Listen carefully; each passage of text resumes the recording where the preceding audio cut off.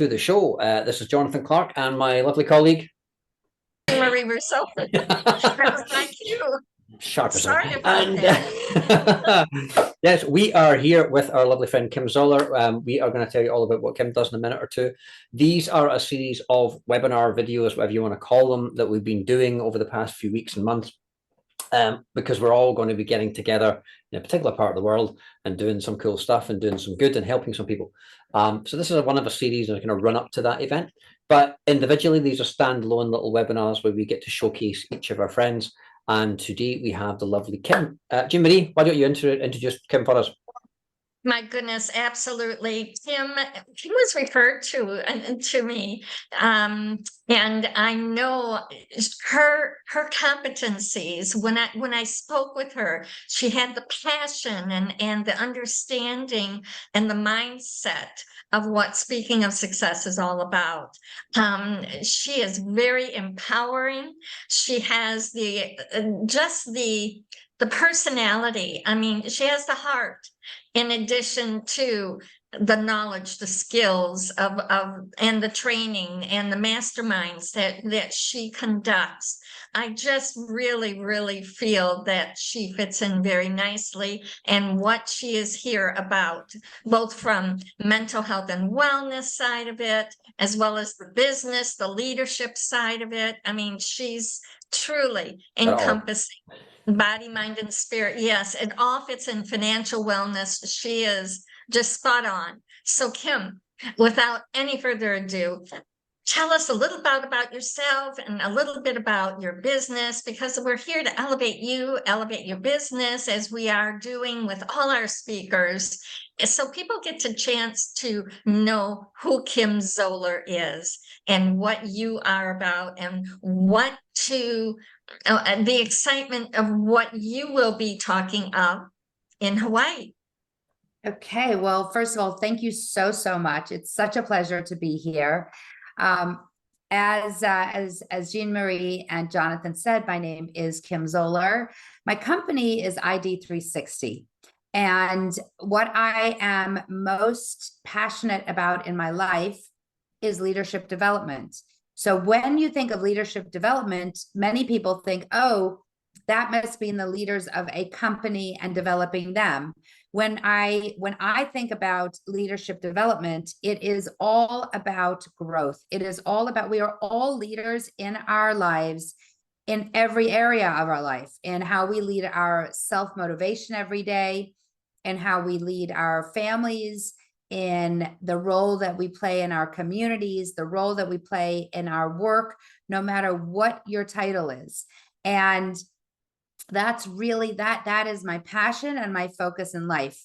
Now, our company, what we primarily do is when our clients, and if you think about, and really any company, when our clients find that there is a gap between a title and how that person is functioning in that title, that's when they call us. And so let's just say that they promote a person, but they don't have the skills to lead people. That's leadership development. If you have a group of the leaders in a company who are not functioning well together, that is a problem. And because of that problem, it ultimately affects individuals' lives, engagement, retention, and affects the bottom line. It affects the culture. And that is what our clients call us in for. And we have been doing this for over 31 years. That is, you truly had the test of time, and the success that you bring to other companies. It's an achievement and success for you, yes, but look at how they are able to grow and to touch the people in their company, their corporation. Exactly. And to build that up and to have that strength and that opportunity to continue on with the human asset in addition to their financial asset. So could you share with us, how does the human asset and the financial asset and what you do, how does that help financial wellness? Well, as you just said, they're completely tied together. You know, whether you're a solopreneur and you're working on skills to build your company, build relationships, ultimately show your value, that success within oneself will ultimately affect their bottom line, will affect how they are growing their company. With larger companies, and it could be from a startup to a Fortune 100, Fortune 500,000 company, it's the same thing. Every single day, people are buying people, and they're buying a product. They also want to know that they're being supported. If you look at engagement, look at what's happened over the last 4 years, 3 years, especially, we know people want to feel belonging. They want to feel connected. They want to feel a sense of purpose. Otherwise, they leave. And all of those pieces affect the bottom line and results of financial success within a company. They affect, if someone, again, it doesn't matter what size company, it just matters how their structure is. If someone's working in a large company, their financial structure and success is built on how successful they are in motivating others, in getting a result accomplished, in making sure that if they're leading a team, that team is working together effectively, efficiently, to end up with an end result that's going to make the company money. And if you look at that, isn't it all tied back? It all connects the dots that if people aren't happy, they're not working efficiently. They are not working together. They are creating lots of drama, which takes up time, which takes up dollars. And so it's looking at all of that and getting people like really functioning like a well-oiled machine and knowing that they are purposeful within that machine. I love it. I love it. It truly, and I'm so glad you brought out that it is not just corporations, that it is the entrepreneur. The leadership of an entrepreneur is so imperative because as an entrepreneur, we are the top. Right. But that doesn't mean, and Jonathan and Kim chime in, that even though we're at the top, it's okay. We don't need to know everything. And it's okay to reach out to someone with more knowledge, someone with the competencies to teach their teams. I mean, Right. is that not right? 100%. I think there are two things that are really important that I learned in growing my own company. And that is, I was passionate about the idea. I was passionate about what I did. My background was staffing, and it was when I was in that business, it was basically looking at people who were not getting the jobs or keeping the jobs because of their interpersonal skills, not because they didn't know how to do the job or because of their capabilities of what they could do. And so if you look at that and realizing that I look at it like two sides of the coin, that those interpersonal skills are critical. So back to your question, Jeannie, is that I look at myself. I was passionate about helping people show their value. What I didn't know how to do was lead a team. And when people didn't work the way I worked, it was very frustrating. I thought that everyone was going to be passionate about how they did things. I thought that everyone wanted to work all the time. I thought that everyone was as bought in to my mission and vision as I was. At the end of the day, they loved what we were doing, but they wanted to feel good about it. And they wanted to feel good about my leadership. And they wanted to feel purposeful, and they wanted to feel happy. They also wanted to feel valued, that I was protecting their boundaries at home. And I'll give you a great example. As an entrepreneur, being excited and passionate and not having the skills and not knowing, at one point, one of my values was family and the balance of freedom and life and work. And so the afternoons I would hang out with my kids, or I would do homework with them. We would have dinner. And then 8, 9, 10 o'clock at night, I'm back online doing work. And I would ping people, members of my team. And someone said to me at a meeting, Kim, it's really interesting that you say that one of your top values is number one, communication and family.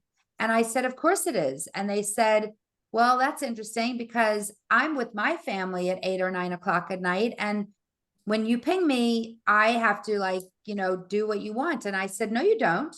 I just want you to know, or it's a question that when you have time, please answer it. And they said, but you're the leader and you're asking us for something. And so we feel like we must answer. And what I learned was that through that leadership behavior, I was showing them that I actually had no value for their time or their family. And so I restructured, and I had to think about, oh, that's so interesting that an actual value, an internal value of mine can translate so differently from a behavior standpoint, which ultimately keeps people engaged, which goes back to your question of what do I do? What do you do when you don't know those skills? Well, I had to learn them, and I learned them from mentors of mine. I learned them from books. I learned them from leadership gurus, so to speak, who I go to seminars and follow. And so, yes, I believe that we outsource it in many ways. One is by learning from people. The other is having people. We always had other trainers come in and teach us skills that I didn't know.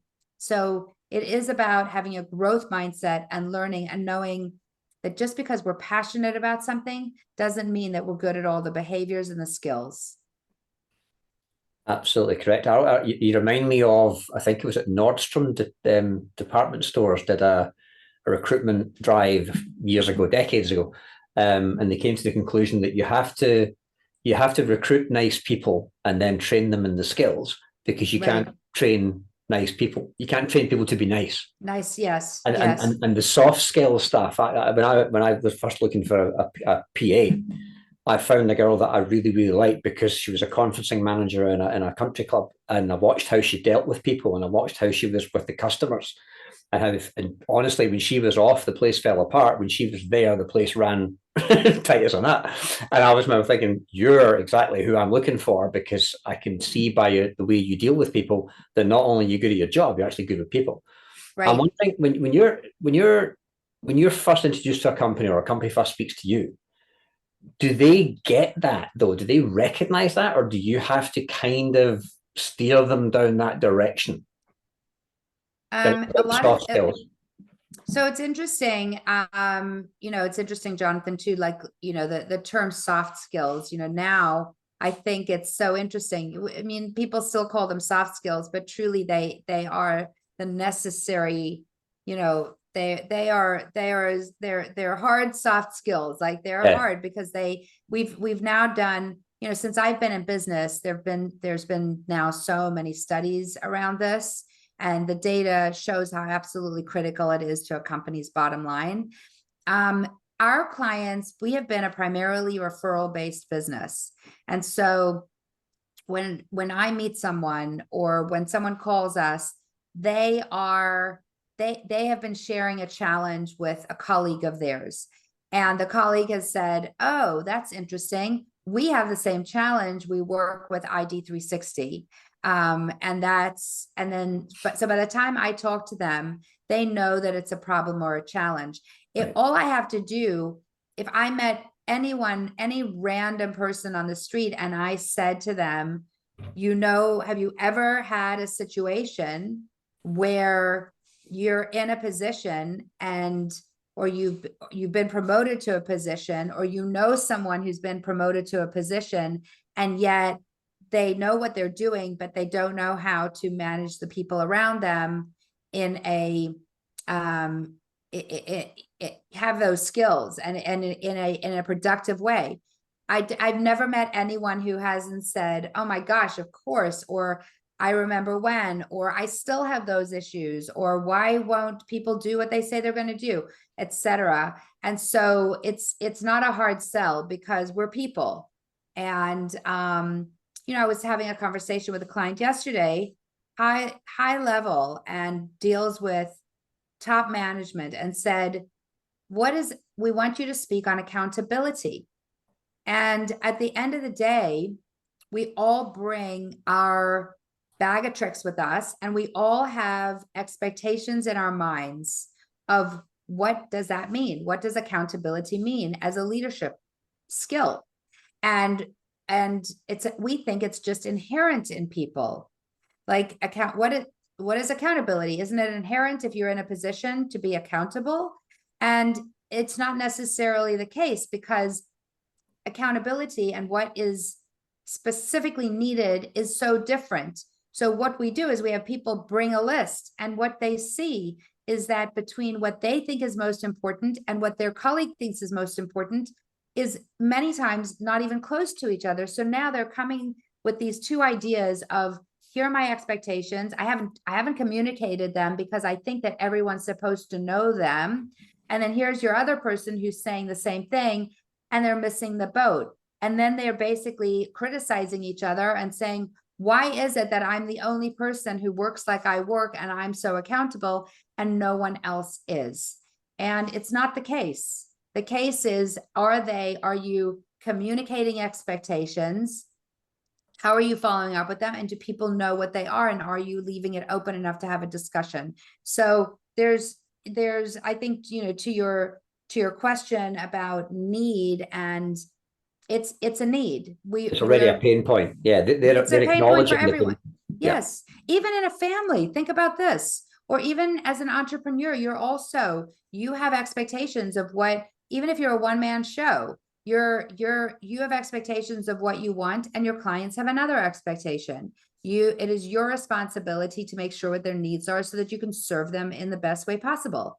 So we're doing the same thing, but we forget about that when it's an internal team member. And really, at the end of the day, that internal team member can end up making our lives so much easier and making more money for the company. Very interesting. Truly. And with your, I'm going to segue just for a moment.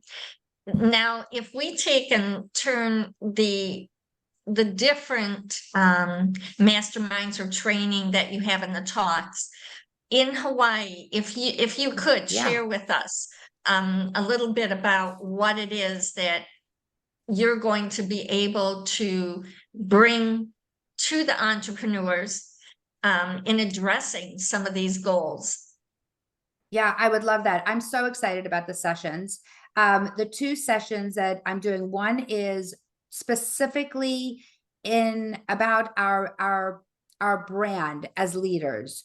And whether you are working for yourself, or you're in a small company, or you're working for a large company, it is so critically important to look at your goal and where you're trying to go, and then be so purposeful in creating who you are authentically as an identity, so that people recognize you and they know what they can expect from you. And you match up behaviors and start setting up standards for yourself for how you're going to show up, how your clients know you're going to show up, and then anyone around you who is representing you, are they representing this identity, this brand? And many people talk about branding and what that looks like, but they don't tell you how to do that. They don't go through tactically, how do I make this? How do I turn this into a tactical tool for my life? Every email that I send, every time I have a conversation, every time I follow up, all of the tactical daily differentiators, especially to an entrepreneur, are so critical. And many of them miss the boat on building relationships through these behaviors that differentiate who they are. So that's going to be the first session. It's going to be focused on that. And the second session is going to be focused on how then we integrate mind, body, our entire being, a holistic being, into what we bring to ourselves and our mindset every day. You see, because it's so interesting, no matter what you're doing, whether it is, you could take a money manager, someone who is an investment manager, so much of their day and their strategy comes from their mindset. So there is, most people, and I have found this out where I have very, very specific, like, I know this, I know the science behind it. I work with neuroscientists. I work with people. This is what they do all day long. And I'll tell you what's so interesting, that most people do not have the routine to master their mindset, but there are very tactical tools. So that session on mindset mastery is all about, how do I, from the minute I wake up to when I go to sleep, how do I handle this, so that, like I was mentioning, the investment manager, how they make decisions through their day with the investments come down to their state of mind. So what does my strategy do? And how do I connect my strategy to how I am managing my mindset? And that affects all of us every day in how we do business, in how we work with other people, how we manage ourselves, and everything around us, including our business. Oh my goodness. Well, it's truly, truly a step where people need this. It's not a want, it's a need. And you don't know what you don't know. Right. And this is one of those particular areas. I find it interesting. And Jonathan, you know me, you know what I'm doing as an entrepreneur, but in my other life, when I was in the global corporate world, Fortune 50, the pharmaceutical industry, every 3 years, and I don't know how or why that happened or how I got into the routine, every 3 years, I made sure that I was either promoted or I took a lateral to learn something in another area. So I've done sales and marketing. I did research and development. I was in the HR area, diversity and inclusion, regulatory affairs. And I have to tell you, it was the smartest thing that I unknowingly did, because I had a comprehensive view of not only the corporation, but, and don't laugh, I had an opportunity to sit back and look at the mindset, the individuals, and in that particular area. And I want to tell you, research and development is very different than customer service, than sales and marketing. Yes, and oh yes. my goodness, different than regulatory affairs. Can you talk to that particular piece? About the difference between, Yeah, when you are in, like for me, when I was in that corporate environment and I began and I started my career, I was grandfathered in at Abbott Laboratories by the age of 20. So that was a few years back, just a few. But being that young and then going in every having 3 a years, plan. yes, and then Yeah. number one, having a plan, but number two, seeing the different areas, Right. and their different mindsets. How do you handle that as a leader? You know, I think that there are two things that you're mentioning. One is for people to understand having a plan. The other thing is that from a mindset standpoint, it's also building those relationships within each of those areas to really understand them, and then to also have stakeholders, people who are your advocates in every area, so that you're learning from people, you're growing. I mean, what you said, Jeannie, there's a lot to unpack about within all of it, because number one, the more you learn about where someone else is coming from, the more valuable you are.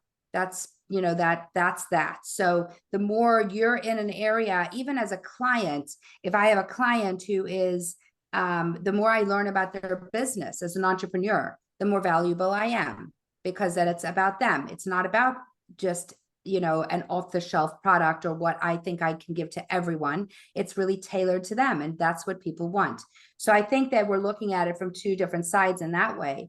The other thing is that within any large company, as within, let's say, an entrepreneur going in, you're constantly thinking about, once I know about what's important to you, it's about building, having stakeholders in every area that then become our advocates, because we will get so much further by having advocates in every area. The other thing is that if, you know, having an expertise in specific things, like you had a plan, you wanted to go from and learn expertise from one area to another, I think that also takes a specific mindset of, again, having a completely growth mindset of when I change from this area to this area, I'm now going to be learning something, and I'm going to learn that I don't know everything. So my mindset then has to shift yet again. And then I'm building more stakeholders, I'm building more advocates. So it's almost like, here you are, you're the core, and there are all these pieces to movement, to growth, to building relationships, to you growing as an individual. And it never stops. We never stop, no matter what. And I'm not sure if that totally answered your question, but there was a lot there. There was a lot there, I know. And yes, it does. This question, I'm going to have Jonathan just chime in, because of dealing with 3 different levels or 4 different types of areas of expertise, like the research and the development or the HR piece of it. I literally had to change my mindset, like Kim had mentioned, but I learned, when in Rome, do as the Romans. I learned that when I was working with someone in research and development, I needed to connect with them differently than I did with someone in HR. Can you touch on that? You know, I did it without any manual. It was like learn by experience. Is that common to do? It is common to do. I think it's you know, it's like saying read your audience. It's the same thing. We are constantly reading our audience, and that's what you were doing, is you shifted from one thing to the other. You know, when we do programs, when we go in and we work with clients, there are things that will never change, because people are people. But how different departments work, or how different companies work based on their culture, that does change. And so, for instance, this week we're planning a big program with a finance team at a large global company. Now, the finance team is going to look really different, and how they're going to receive information and the types of activities that they do that are impactful. And it's a group of their, you know, higher leaders. What is going to be impactful to them is going to look very different than the marketing group. And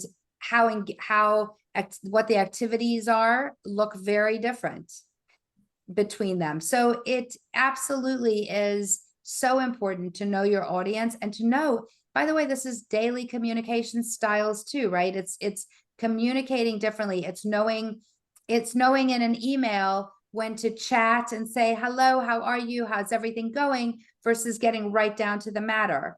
I have a client, you'll think this is funny. She, the people on her team, they write very extensive, long emails. And she is a very bottom line, direct, you know, give me the bottom line person. And she literally now takes what they write and she sticks it into AI, and she says, please shorten this for me and tell me what are the 3 specific things they're trying to tell me. And then she gets their theme and she says, okay, I think I understand. And then she sends an email back. Are you trying to tell me these 3 things?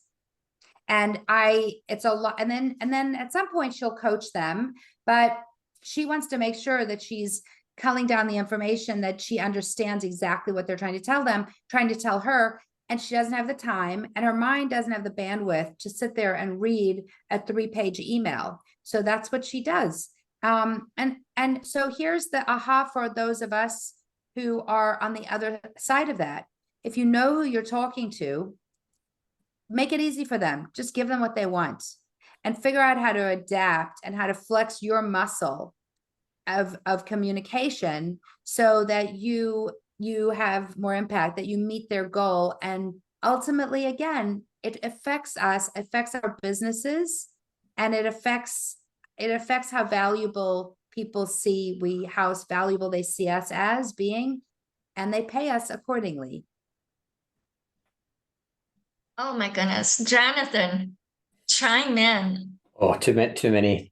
I'm thinking of examples of this kind of stuff that I've encountered in the 26 years I've been around. But my background is not corporate in the slightest. I was in the UK civil service, which is pretty institutionalized, but I got out after about 7 years. I was writing positive thinking articles for the newsletter, and I was held against a wall at an office party one night by a member of the fraud team who told me to stop rocking the boat.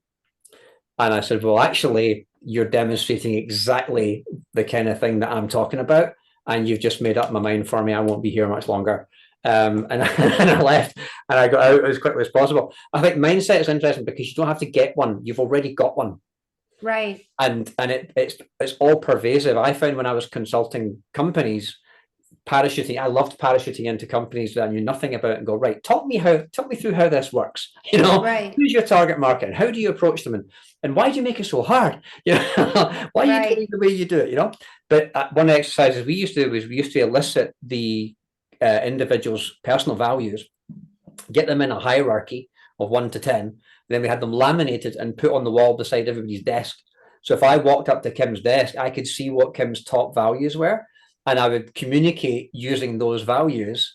So I'm literally punching the right buttons in the keypad, and it also made the right people were put in the right job. If you get someone who likes variety, and then you put them into a call center job with the same script 1 million times a day, they're going to go slowly insane. So, the who I've always felt is more important than the what. You can train the what, but the who is how they're wired. And I think that's the key. Yeah, it really is. And it's looking at a few pieces of that, of who they are, how they communicate, and then is there an agenda? What's their agenda? Because if you know what their agenda is, then you're also tailoring to that. Because I might change the way I communicate, I might change the way that I do things, but like something you said just, triggered that in me, that ultimately, if I don't know what's important to you, and if I don't take the time to figure that out, I could be working so hard to show you my value, but if it's not valuable for you, it's like that adage of negotiation when you're trying to sell eggs and you're putting your price on the eggs, and someone's like, well, I only need the yolk and I only need the white. So you need to figure out like what's important to someone as you're trying to put a price on or value on something. Because if you're trying to sell the yolk and they don't need the yolk, there's no point, no matter how good the yolk is. Love the analogy. Kim Love the analogy. That's true. And I have to, and Jonathan chime in here too, the use of AI for that particular example, that is a tremendous tool. Yep. Yes, it is. For that purpose, I've seen people use that for learning. Sorry, I've just quickly said I've seen people use that for learning. So they'll dump in all the content that they need to learn and ask ChatGPT, give me the top 5 salient points, or even better, give me an action plan of the 3 things that I need to do based on all this information. So people are learning at a much more rapid rate if they're using those tools accordingly. Claude.ai, CLAUDE.ai, you can actually give it an entire document up front and then ask it questions. So that's coming. And I think if it's used like that to help our communication, then I think it's a really good thing. It's huge. I will tell you, Jonathan, I have just gotten involved with on the board of a company that that is a coaching. It is an AI coaching company. And you have an avatar who's your coach. It has specific topics. It is absolutely incredible. And it is going to be a game changer in my world, which is why I am involved, because I think that it is for the average person, not a high level C-suite, or someone, or even an entrepreneur who has the money, the wherewithal, and knows that they need to get better at something, and knows that a person, like a one-on-one person, is going to benefit them. But for entry-level employees and within a company to have a resource, and it's much more sophisticated than just the general like ChatGPT or Claude. It is going to change the way we do business. And to have that as a resource is actually very exciting. Someone said to me, am I nervous? I said, absolutely not. I said, however people learn, whatever I can do to bring in a resource for people to learn better, easier, and to grow who they are as people, so that they can get along with other people better, I'm all for it. That's what I'm passionate about, is if someone wakes up and knows that they can lead their mind and then lead their people and lead their lives and actually be happier, and ultimately for companies that makes more money, I am 100% all for it. This is a good segue. It's a perfect example. I know I will be stepping off in a few minutes, but I want to make sure that your interview today makes a difference. I've always believed, and I always call my speakers, my international speakers, you are global influencers. You are the experts. You have knowledge and skills, yes, but experiences that other people are not even allowed behind the curtain, if you will. And that's where we are different. That's where, speaking of Success Inc. and the Hawaii entrepreneur, Jonathan, your people are my people, I'm your people, and our group together is collaborating because we know the best kept secrets. And we're working together to get it out there, to elevate people, to elevate the entrepreneurs who are there, who are serious, who want to make a difference. But you know what? That difference, in order for them to make a difference, there needs to be a paradigm shift from from within, before we can be the best that we can be and bring that to the world. Yes. So anything else before I depart? And I apologize for this, but I'm headed off again to the airport. And Jimmy, where are you going, Jimmy? Where are you going? Good segue for that too, and that was not intentional. I am going to Hawaii. Exactly. I am actually meeting with the Hawaii group, the King Kamehameha Kona Resort, and our vendors out there, and solidifying some pretty much making those connections again to make sure that we are H to H, human to human. and just really laying that foundation before we get there, and doing the proper steps that I believe, and Jonathan, we've spoke numerous times about this. Presence is important, and Yes. we can do Zoom calls, but we don't know what we don't know by being there in person. And I shared that on this morning, Jonathan, and I know you'll hear the replay and that, but I shared the importance. I went to an event last evening. I flew out yesterday morning for an event last evening to Miami to be a part of Christopher Kai's Gifter X talks, and to meet some of the people there. They were phenomenal. But being there in person, had I just took the free invite for the Facebook, I not only would I have missed out on that personal connection, on that opportunity, but the opportunity to network on such a different level, For sure. and to grow. So I'm going to say aloha, and I'm going to say a hui ho. And Jonathan, thank you so much for taking over. And Kim, thank you so much. Mahalo for being a part of Speaking of Success, for being a part of our Hawaii talk, and bringing in your knowledge, your skills, your experience to what the world needs to hear and see, and to highlight that. Well, And I'm so excited. Thank you so much. Oh, to be a part of it is a gift. So thank you. It's going to be good. truly, All right, so let's talk about Carry Hawaii. on. Jean Marie, go catch a flight. Yes, I'm jealous. yes. I'm so jealous. Go and get that plane to Hawaii. Dang it. Yeah, it's funny that the pale white Scottish guy is teaching the American lady how to talk Hawaiian. You know, how does that work? I was lucky enough to spend 5 different trips over to Hawaii over a number of years, and I love aloha, learned some very, very interesting stuff over there. So we initially talked about doing this event in Australia, and I insisted that we moved it to Hawaii because I want to go back there. Yeah. And it's a special place. We are literally going to be on a sacred location on an astrological event date.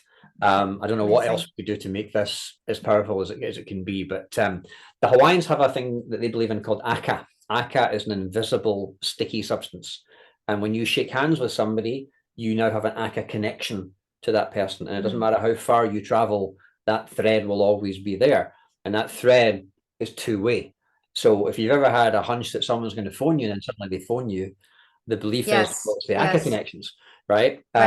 Jet lag is often caused because you're still connected to where you live, and now you're connected to the new place. Now you're getting tugged between the two. Interesting. And you should sever your connections between anything that doesn't serve you. So we're going to talk about that. But yeah, I think it'd be fair if we run through very briefly what is actually happening in Hawaii. And by all means, Kim, jump in here as we discuss this stuff. There's 3 main pillars to what we're going to be talking about while we're there. Number 1 is absolutely the financial wellness part. Yes, this is an event for entrepreneurs. This is about making money. This is about profit, right? Having a successful business, creating products, all that good stuff, working with your staff. But there's other aspects to it as well, because in my part of the world, in Scotland, the male suicide rate is 11 times what it is in murders. You don't hear about the suicides very often, but you do hear about the murders. There's plenty of very, very unhappy CEOs. There's plenty of CEOs leaving the corporate world and looking for side hustles and looking to start their own businesses. So it's not just about the money, it's also about the mental health. And as Kim's talking about, mindset and running your head. And, you know, the leader needs to know what to do next. And if the troops are stuck on the beach under heavy fire and they look up at the sergeant and they go, "What do we do, Sergeant?" Sarge has no idea, then that's not useful. So the leader needs to know what to do next, and therefore the leader has to be in a resourceful state and be able to manage themselves regardless of what's going on around them.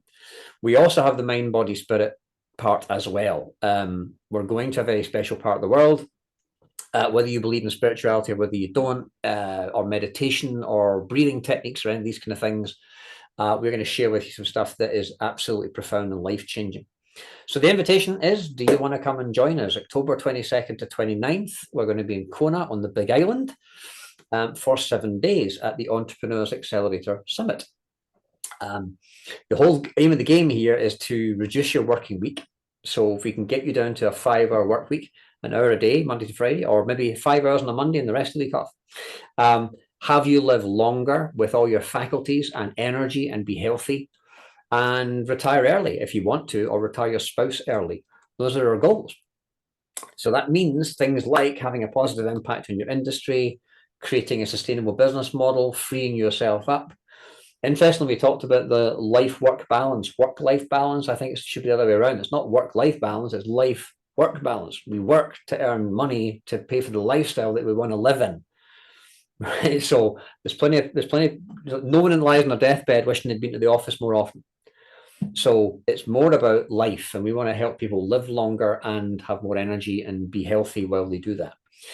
So we have the 7-day Entrepreneur Summit. It's valued at $7,444. We thought, what else could we do to make it even more attractive? One of my pet peeves is if you go to a workshop or a training or a seminar, and the trainer has a profound effect on you, and you would love to pick their brains and spend 10 minutes with them or get your own personal questions answered, but they're off. They're away, they're flying off to the next venue or the next gig. And the only way you're going to see them is if you spend another 10K and spend a week with them. So we thought it'd be good to have all of our speakers and all of our delegates in the same accommodation in one place. So accommodation is included for the 7 days. We also include breakfast and lunch for the 7 days. And you're going to be in the same building as all the trainers and speakers are, networking in the halls, bumping into people outside. We want to make sure that everybody gets personal attention. What else could we be doing? Well, we've got that. We're now up to about $9,000, $10,000 worth of value. We thought we'd also do something that's quite traditional. We would do a fire walk. If you haven't done a fire walk before, you're walking across red hot coals barefooted. Now, fire walking probably originally started in India. Tony Robbins made it mainstream in the 80s with his firewalk seminar. That came about because Tony asked one of his trainers, John Grinder, for an angle or a shtick or a hook to hang his business on. Grinder suggested something that the Western mind can't comprehend. So Tony learned firewalking, walking on red hot coals. The Hawaiians used to walk on recently cooled lava. Not the red stuff, but they would let it flow by and then cool down so there's a black crust over the top. And if there'd been a crime committed in a town or a village, they would get every inhabitant of the town and village to walk across the lava. And the one person that burned was the person that had committed the crime. It's an interesting enforcement technique. So we're going to do a fire walk. That's pretty cool. We've got a fire walk leader specifically coming in for that purpose. So we're up to about $12,000 worth of value here. We're also going to include the Island Breeze guys. Island Breeze are the cultural team in Hawaii.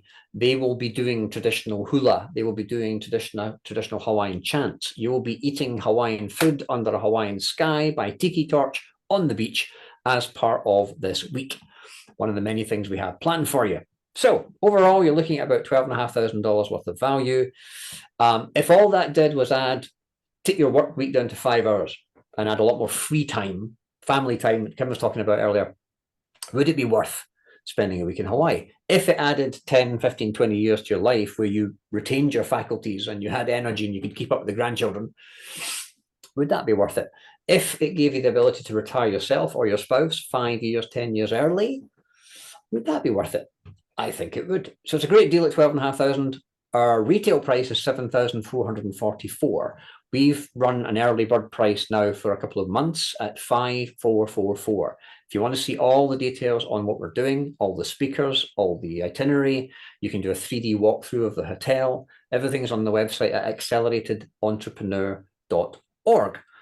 We're also doing a live book launch. So Kim and myself and everybody else, we're all writing chapters of a book.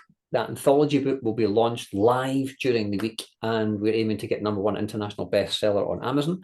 It's called The Art of Saving Time and Money, where each of the speakers puts in a few gold nuggets that they're not going to get anywhere else, benefit from the years of experience that we're all bringing to the table. If you or anyone you know has served or is serving in the military, we're offering a 20% discount off all ticket prices. So that takes the full price down to $4,300. We're trying to make it easy for you to come and have a life-changing event in a paradise location.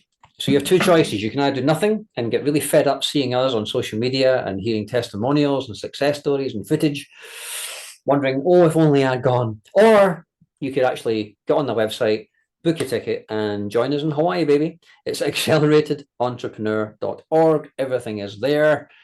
Everything that I've talked about is included as part of the package. We've also got 15 national lenders who can fund it as well. So if the price is a little bit high for you, we can actually break it down into monthly payments, and the first payment wouldn't be payable for 30 days. That's an option. Details are on the website under the ticket page. We're also going to add in a thing called Ho'oponopono. Ho'oponopono is a traditional Hawaiian method for cutting those aka connections, for severing connections with people who don't serve you or old things from the past. When anybody goes through Ho'oponopono for the first time, it's usually a huge, profound deal. And don't be surprised if text messages start flying in, people saying, are you okay? Because at 10 p.m. tonight, I felt something change. People feel it. We've had dogs go wild on the other side of the planet as their owners cut connections. Really interesting. Now, Ho'oponopono is a traditional Hawaiian technique. It is not a 10-word affirmation that was made popular in a particular book by a particular internet marketer who starts his book by criticizing how useless 10-word affirmations are and then spends the rest of the book teaching one.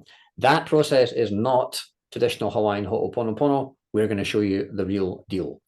So if you want any more information, go to acceleratedentrepreneur.org. You will see Jean Marie, myself, Kim, and everybody else is going to be there, all on that list. It's 5444 today. There are 4 different packages. Go and check them out and let us know. Any questions, get in touch with us. We can help you out. Kim, you've been a rock star as per usual. If somebody wants to get in touch with you about anything you've talked about, maybe they're worried about their own internal setup or their own communication styles, what's the best way to get in touch with you? The best way is they could get in touch with me by my website, of course, which is www.id360inc.com. And if they wanted to schedule a call right away, all they have to do is go to Call with Kim Zoller, and it's spelled KIMZOLLER.com. So Call with Kim Zoller takes you to my calendar, and they can schedule a call there. So those are the 2 ways. One is learning more about us, and the other is just immediately scheduling a call. And of course, I'm on all social media and as well. And having had personal experience of your team are amazingly good. And you know, if you want to book a call, you'll be speaking to some of Kim's team, and they'll handle it and take care of you and look after you like geniuses. So yeah, you've got it set up really well. Fantastic. Anything else you'd like to say before we wrap this up? You know, number 1, I'm thrilled to be a part of it. Number 2, if anyone is thinking, is this for me? I think ultimately what it comes down to is that we are the creators of our destiny. And it is about having the tools to get there faster, and by building on each other to climb higher. And that's exactly what this week is going to be about. Could not have said it better myself. Fabulous. But we really got to have you as well. Everybody's adding so much to this. It's going to be profound. I'm really looking forward to it. Okay, well, we will finish by saying aloha. Sandra Bullock made it famous that aloha means Hawaii, hello and goodbye. So you never really say goodbye. We'll say aloha. We also say ahui ho, which means till we meet again. And thank you, Kim. We will see you in Hawaii. Thank you. Thank you.